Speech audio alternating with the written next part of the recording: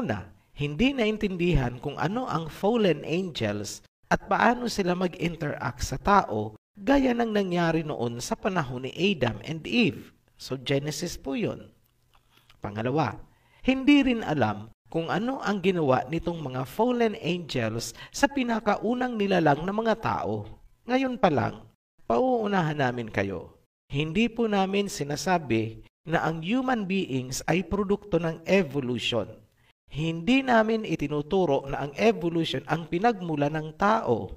Yan ang parte na hindi naunawaan ng mga nanood noon sa English version, lalong-lalo na yung mga hindi tinapos yung video, hindi nila nakita yung pinaka-final conclusion.